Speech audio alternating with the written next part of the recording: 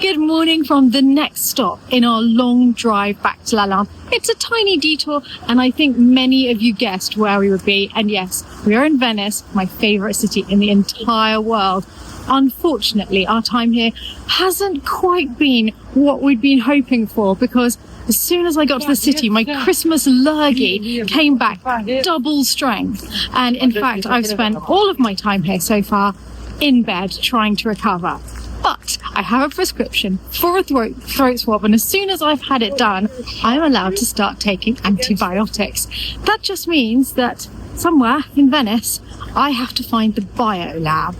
Not quite the tour of Venice that I was hoping to give you as soon as we arrive, but I think at least we'll be seeing another side of the city. And it also means that we get to see it in the morning, which is possibly something I've never managed to show you before. They've salted all of the bridges because there's a layer of ice on everything. And it's sparkling in the early morning light. It's so beautiful here today. Whilst we wind our way through the maze of streets and canals that is Venice, I will show you the happy moment when we finally arrived here. I don't think I've ever done this and not been stunned. It doesn't matter how many times I come into Venice. The fact that we're just crossing the lagoon takes my breath away. And just at sunset today, we couldn't have timed it better.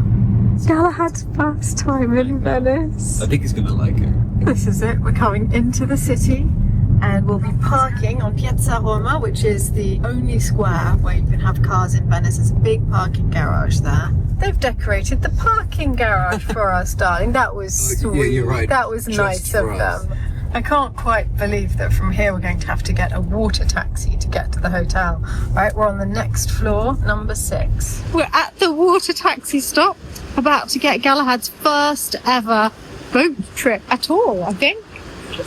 I mean, it's a very different kind of taxi rank from anywhere else in the world, but this is the taxi rank. Could this be one coming? Oh, I just don't know. We may be here all night. I think we're in luck, darling. Look, a taxi has arrived. Of course, in summer, they're all open topped and it's very glamorous. But in winter, we've got this lovely glass roof, so we can still see Venice go past. Someone seems very, very curious. The whole pack's together, so he's happy. Good. Never happy when you're not near as well. His tail's wagging. He doesn't like the car being. He doesn't like cars, but it turns out he loves boats. And who can blame him? He's a very discerning dog. It's the same with the cheese, you know, the 13-month age Comté. He likes the finer things in life. Slice has been on the floor for 3 weeks in that one scene. He's not fussy. This is surreal. Just chatting to you, and that's what's going on in the background. It feels as though it's a screen and it's being projected onto it, and we're not actually here. Philip's been taking Galahad out every day since then, and apparently he loves the city. But back in the here and now, I'm looking for the lab, and I think I'm nearly there. The beauty of getting up so early is that Venice is pretty deserted. Mind you, it's always quite quiet in winter. Which is why, in spite of the obvious cold, I love coming here at this time of the year. We found it. That is it. That is the bio lab, overlooked by a medieval bell tower. Yeah, and something about the waiting room feels a little more glamorous than usual. Can't quite put my finger on it. That whole thing took under 5 minutes. I've had my throat swab. I can get my results online in 4 days, and I'm allowed to start on amoxicillin in the meantime. So we are going to go and find a pharmacy.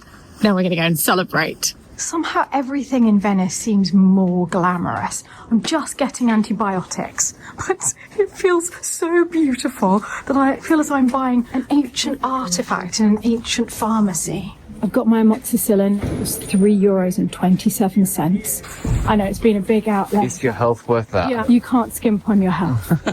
So at times like this, I feel so incredibly blessed to live in a part of the world with access to medication like this that's affordable. I mean, it's extraordinary.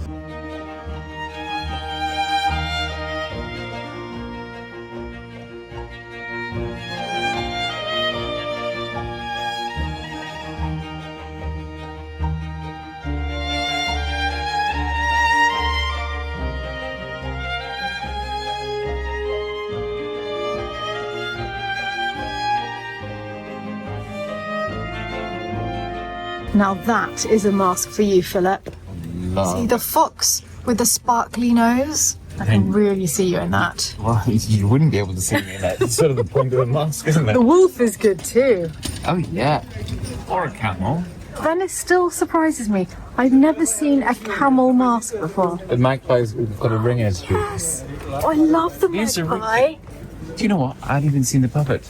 It's adorable. Philip wanted to celebrate me finally going to the lab after feeling unwell for so long, and I'm going to start getting better now. So he said, I want to take you somewhere wonderful for breakfast, because the lab was so early in the morning that he wanted to at least make something fun out of it.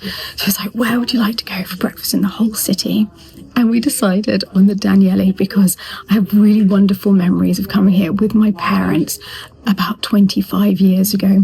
We came to the city, we arrived by Ryanair, we had no accommodation booked, and we were about to look for a place to stay when I said, let's just go to the nicest hotel in town and I'll ask if they do a last minute deal. So I came in, asked the receptionist, who looked utterly bewildered at someone coming in off the street and asking for a discount. But he was very sweet. He did give us a discount, and my parents agreed to stay here. So I think we stayed for 2 or 3 nights 25 years ago. And I remember how beautiful it was. And I've only been back once since, and that was for lunch with a friend who unbelievably flew me out from London for lunch in Venice, and then we flew back. It was the most glamorous day of my life. So 2 incredible memories of my life are linked to the Danieli. So Philip said, let's go there and have a brunch. And we have just found... breakfast. Yes. I like to call it brunch because I'm pretending to myself it's not so early in the morning. We arrived 8:45, so... We've just found out that today is the last day that it is open. It's closing straight after serving breakfast today, and it will reopen later this year as the Four Seasons Venice. So this is literally the last time we're going to see the Danieli as it was. It's so beautiful. And you've never been here before? I've never been here before. So I'm so happy you're seeing it as I remember it from 25 years ago. Breathtaking. I'll show everyone on our way out. Are you enjoying it, Galahad? Yes, I think he is. There's a mirrored ceiling, so the ceiling's completely mirrored. This is the terrace. I think it's the most iconic terrace in all of Venice. The view is just jaw-dropping. Well, it's going to make a lovely Four Seasons. I hope that they keep the soul of the Danieli just as it is. So I'm taking you on a tour of breakfast at the Danieli. The last time it will be seen like this. I'm sure it will be so glorious as a Four Seasons, but there's something incredibly charming about it now. I was just chatting to the maître d', and he and I agreed that maybe at least the carpet will go. But I love the wall lights. I love the beautiful painted panels on the walls. I love the Murano light fixtures. I really hope that that doesn't change too much. At least there's one thing that they can't change, and that's the view from every window up here. It is inspirational. Oh, yep, there's that carpet again. I love making the Chateau Diaries all the time, but at times like this, just realise that I will never forget this moment of being with the 2 of you on the last day that the old Danieli's open. The last hour. Goodbye, Danieli. Goodbye, roof terrace. Oh, I must say that maybe it's a nice idea to change that flocked wallpaper as well. I think it's still charming as it is. It's very nice. No, I'm not with you on the paper, but oh, these I love. I always call them the sort of bottle windows of Venice, because it feels like the bottoms of bottles. Do you know how this is made? No? This used to be quite cheap, not necessarily to do all this leading, but this was the cheapest part of the glass, because as they were making the glass, they were spinning it on a little stick. And so to get the big panes, you can only use the outer parts of the glass. That's the center is the least desirable because it's the least see-through. And I suppose that the wider bits went into making mirrors. Probably as well, yeah, good point. I think they're so beautiful. The way it filters the light is gorgeous. But also like seeing the huge windows there and seeing the view. It's amazing. And I like this very much. I love having a Murano wall light against a mirrored wall. It's very charming with the little isn't it gorgeous? buttons. I like these modern stained glass windows as well. I wonder if they're going to disappear. It's beautiful. I like them. I hope they keep them. It reminds me a bit of Daddy's art. Oh my goodness, I'm loving these. We just asked the elevator to take us to the second floor to walk down from here. We didn't expect this because although I stayed here with my parents, we were actually in a cheaper room in the annex, not in the main palazzo. Because what you're looking at here is the Palazzo Dandolo. The Dandolos were a powerful Venetian family. They produced 4 doges, and this is their 15th century palace. At the time, they put in a fake window that's painted, that's not real window. Oh my goodness, as opposed to the other ones. Adds together to the one above, making that floor. Exactly. Let's have a look around the corner and see if that's right. Yes. You're absolutely right. The ceiling stops here. And it looks as though it's much, much taller.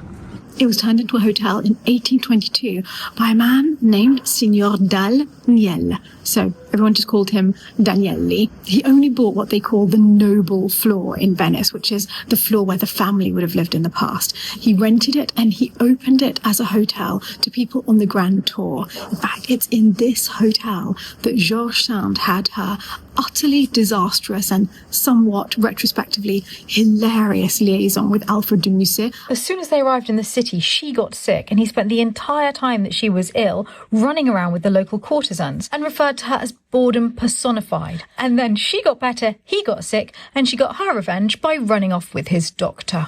I cannot believe they are literally closing completely in now half an hour. Now, the Four Seasons have said that they're going to keep the antiques, so hopefully it is going to still have this feel. I really hope so. It would be a crime to destroy this beautiful historic interior. I'm sure they'll do a beautiful job. Now, the thing that most struck me when I came with my parents was this lobby, because it was decorated for Christmas. We also came in winter. There was the most beautiful tree there. I think my lifelong love affair with Venice was cemented the moment we walked in. Oh, there's more of those windows. Really cool. Yeah, it's an incredible effect. Great privacy as well. These stairs have been walked on by not only Georges Sand and Alfred de Musset, but Coco Chanel, Charlie Chaplin, Charles Dickens stayed here. More recently, Johnny Depp and Angelina Jolie, when they were filming The Tourist, they were staying here. Which is a great movie, if you didn't see it. Yeah, it's actually based on a French movie, which is even better, but they're both good fun. Oh, I love the way they've arranged this room, almost as though there was just a Renaissance feast here. And actually, look, the rug has already been taken up. You can see it rolled up in the far side of the room. Beautiful. I love the indoor plants as well. It gives it a very mid-19th century feel. Yep, the step ladders are already here. I think this is a bit of a hint. We really need to get out. This low balcony. Oh, I'm going to go. I'm going to go to the balcony. Yes, why not? We'll look down this way. Wonderful. That is us. This is us. It's a cute. Was that a Hoover? No, Or was it a drill? Well, goodbye, Danieli. We will see you again when you're the Four Seasons. I'll bring you all with us. We can come for breakfast again and see what the place is like. But before we go, let's see the spectacular Christmas tree. And this is not it. No, it's just round the corner in one of the nicest places in Venice to come for coffee. The ground floor reception room in the Danieli, with its Murano chandeliers and quatrefoil ceiling. The quatrefoil is a design that you see throughout Venice. It's actually one of my father's favourite symbols. That's the reception desk where I shamelessly stood begging for a discount 25 years ago. And I will be forever grateful to the receptionist who said yes, because my parents are not extravagant people, and he had to have given us, I can't remember how much it was, but an incredible discount for them to have agreed to stay here. I remember we didn't have breakfast included, so we didn't go and eat upstairs. We would just go out and have a little pastry. But wow, we loved every second of just walking into this lobby each time we were going towards our bedrooms. So take a good look at the room now. I mean, I'm guessing that the Four Seasons aren't going to touch the ceiling or the fireplace or the stunning pillars. Probably not even the Murano chandeliers. But I'm guessing that we won't be seeing this furniture again. So let's take our fill of the Danieli and look forward to a new, exciting future here. I've just been standing here looking at the walls and looking at all the beautiful things that are here. But looking at the wall specifically, there's this beautiful wall that goes all the way around. Yes. And then I noticed that the wall slightly comes forward. Do you see the white wall? Yes, they brought it forward. If you look next to the fireplace, there's this sort of trompe-l'oeil faux tapestry. Yes, going around it. And I wonder if that's also here, behind this false wall. Because in here, it's just plasterboard. So you think there might be something wonderful lurking underneath? So if they're doing anything to this room, I hope they're taking this plasterboard off and finding a way of... We'll find out next year. Because the frieze goes all the way around, so I think that one's full of a mural as well. I think we need to bring Galahad with us again next year. We have to come by car because he seemed to very much enjoy breakfast. Especially love the cheese you kept giving him. Well, he's so patient. But He deserves and it. I think it was very good. Galahad is so patient when we go anywhere that I do always try to reward him with a little something from wherever we are. So today he had some of the Danieli's finest cheese. Now I'm taking Philip and Galahad to one of my favourite hidden gems in all of Venice. It's Carpaccio's St. George and the Dragon. This is the Scuola di San Giorgio, and this is where we can find good old St. George. The paintings going around the top of the room were all painted by Vittore Carpaccio between 1502 and 1507, and they depict the lives of St. George, St. Tryphon, and St. Jerome. And the most striking of them all are the ones devoted to St. George. And of course it begins with him slaying the dragon. The dragon has been devouring the locals, and if you look closer at the painting, you can see that remnants of the locals who have been partially eaten are lying around on the floor. But that is not going to put St. George off, who is there to save Princess Sabra. She's the last victim who's been promised to the dragon, and you can see her just on the right behind him. He obviously has a better technique than those who came before, because he's put his lance right into the dragon's mouth. And I love the details in the painting, because if you look closely in the background, you can even see a lot of onlookers watching at a very, very safe distance. The next painting is called The Triumph of St. George, and here he is showing off the vanquished dragon. He's using the princess's belt as a bridle to hold the dragon, and that symbolises the victory of good over evil. And like us, coming to visit Venice today to see the world, this painting also celebrates travel memoirs, because behind him we can see the monuments of Jerusalem. There's the tower in the Church of the Holy Sepulchre, the tower of the mosque, and the Temple of King Solomon. But I actually find myself spending an inordinate amount of time looking at Carpaccio's rendition of fabrics. The fabrics are sumptuous. Well, Carpaccio, job well done. Hundreds of years later, still giving absolute joy. Philip's having a go at me for being old. No, I'm not. No. Steph said it's giving joy, and it reminded me of basically my generation says nowadays. It's now been made smaller, where you just say, oh, it's giving. It's serving. It's... Yes, I like to add what it's giving at the end. Call me old school.